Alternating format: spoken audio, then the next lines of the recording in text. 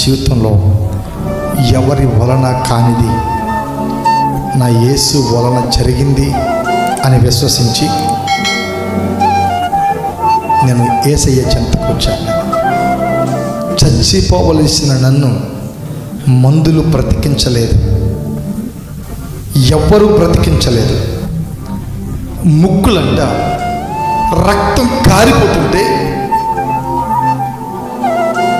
Towels, దుప్పట్లు ఎన్ని పెట్టినా ముక్కులంత రక్తధారలు ఆగలేదు.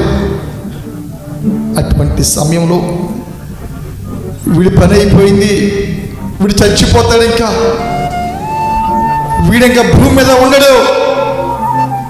అన్ని మంచానికే, అన్ని మంచం మీదే.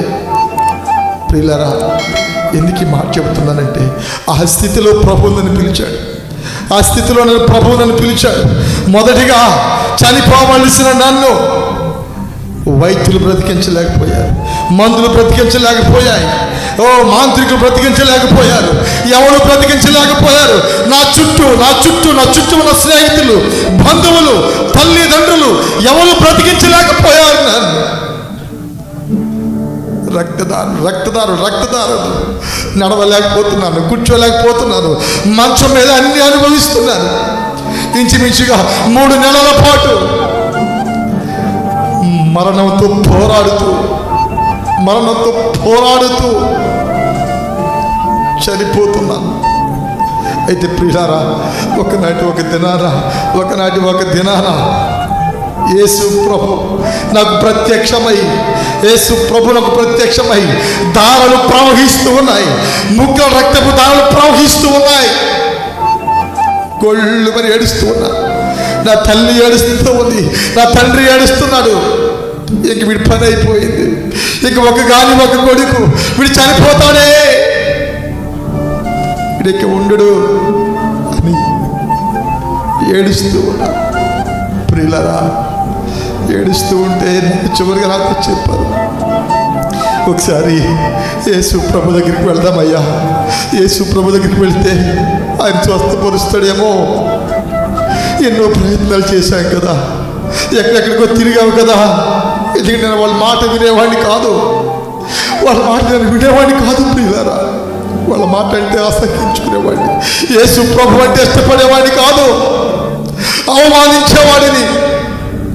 యేసు ప్రభు అంటే చికాకు పడేవాడిని, నేను చేయనేవాడిని, వెళ్ళేవాడిని అసహించుకునేవాడిని. అటువంటి భయంకరమైన జీవితంలో తిరుగుతున్నప్పుడు భయంకరమైన రోగము నన్ను వెంటాడి నా బంధువులు ఎన్నో ప్రయత్నాలు చేశారు, లాభం లేదు. ఎన్నో హాస్పిటల్ తిప్పారు, లాభం లేదు. మందులు అయిపోతున్నారు. ఎన్ని మందులు వేసుకున్నా ఆ మందులు పనిచేయటం లేదు, ఆహారం లేదు, కేవలం ద్రవ పదార్థాలు మాత్రమే. నడవలేకపోతున్నాను. 1, 2 అన్నీ కూడా మంచం మీదే పడుతూ ఉన్నాయి. ప్రియులారా, ప్రభు దర్శించి వాళ్ళు ఎంతమంది చెప్పినా వినలేదు. ఎంతో మంది దైవజనులు నాతో మాట్లాడినా వాళ్ళని తిట్లేవాడిని నేను. నీకు పని పాట లేదా,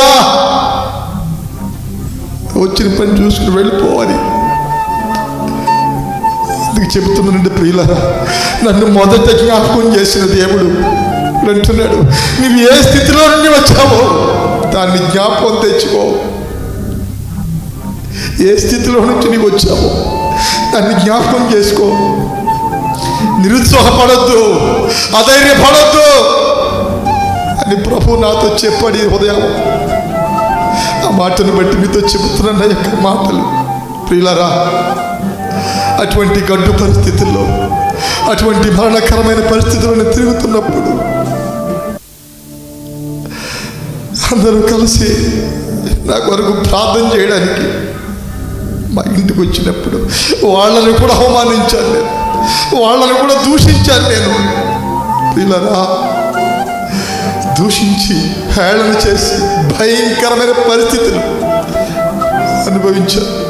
అయినా దేవుని ప్రేమ, అయినా ఆయన కరుణ, అయినా ఆయన జాలి నన్ను విడిచిపెట్టి వెళ్ళటం లేదు. నన్ను విడిచిపెట్టి వెళ్ళటం లేదు. ఎందుకో తెలుసా? నేను ఈ రోజున ఆయన సాక్షిగా ఉండాలని నా తల్లి గర్భబంధు రూపము పడక మునిపే నన్ను ఏర్పాటు చేసుకున్నాడు. ఈరోజు ఆయన ప్రత్యక్ష సాక్షిగా ఉండాలని ప్రభు గర్భంలో నన్ను చూశాను.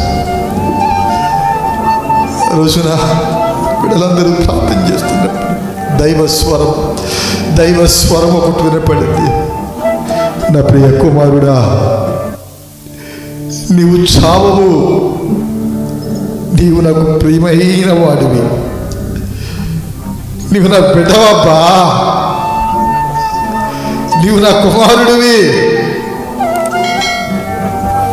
నేను బ్రతికిస్తాను, నీవు నాకు ఇష్టమైన వాడివి, నా దగ్గరకు వస్తావా అని మాట్లాడినప్పుడు నేను వెంటనే కళ్ళు తెరిచి చూశాను.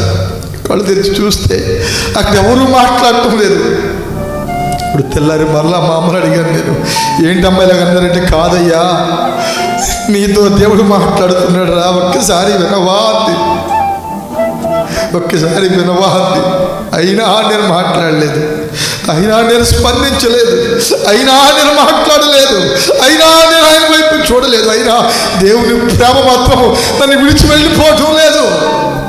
దాన్ని కంటి పట్టుకునే నా వైపు చేతులు చాపే ఉంది.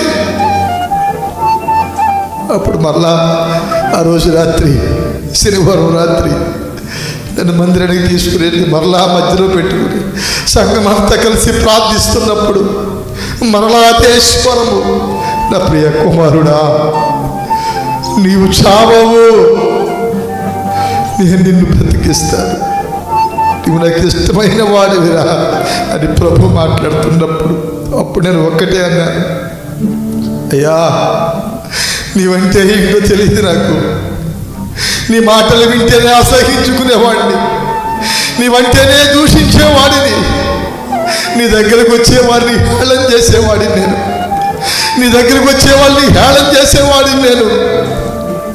అటువంటి వాడితో నీవేనా మాట్లాడేది అని నేను అడుగుతున్నాను. అడుగుతుంటే ప్రభు అంటున్నాడు, ఇదే కదా నీ దగ్గర నుంచి నేను కోరుకున్నది, ఇదే కదా. ఆయనతో మాట్లాడటం ఆయనకి కావాలంట, ఆయన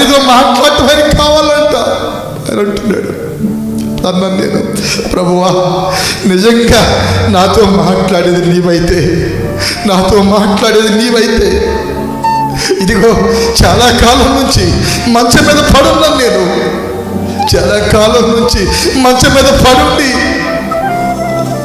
నా అన్నపానాలు మానేసి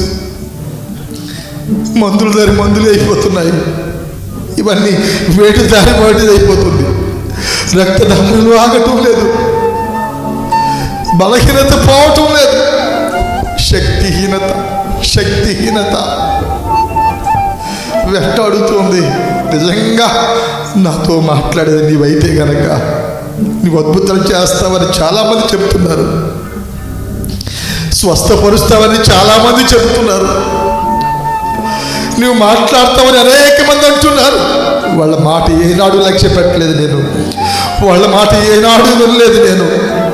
అయినను ఈ దుర్మార్గుడిని, ఈ పాపాత్ముడిని నువ్వు కరుణించి నాతో మాట్లాడటానికి వచ్చావా? వచ్చిన వాడు నీవైతే, మాట్లాడేవాడు నీవైతే, ఇదిగో నన్ను వెంటాడుతున్న బలహీనత తీసివేసి రేపటి దినానికి నా అంతటికి నన్ను లేచి కూర్చునేటట్లు చేస్తే, నిలబట్టు కూడా కాదు కూర్చునేటట్లు చేస్తే నీ సన్నిధిలో బ్రతుకుతానయ్యా అని ప్రభుతో మాట్లాడుతున్నప్పుడు ప్రభు అన్నాడు, శభాష్ బిడ్డ రా, నీవన్నట్లుగానే నీ జీవితంలో జరుగుతుంది, నీవు ఆశించినట్లుగానే నీ విజయపదం వైపు నడిపించబడతావు, నువ్వు కోరుకున్నట్లుగానే సంతోషాన్ని నువ్వు అనుభవిస్తావు, నువ్వు కోరుకున్నట్లుగానే నీ జీవితంలో ఎన్నడూ ఊహించని స్థితి నీకు ఇస్తాను అని ప్రభు చెప్పి వాగ్దానం చేసి ఆ రాత్రి నన్ను ముట్టుకున్నాడు ప్రభు.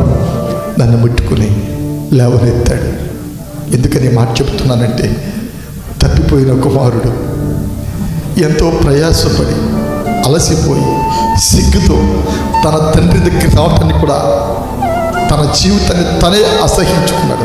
అయినా తండ్రి ప్రేమ కొడుకు మీద మారలేదు.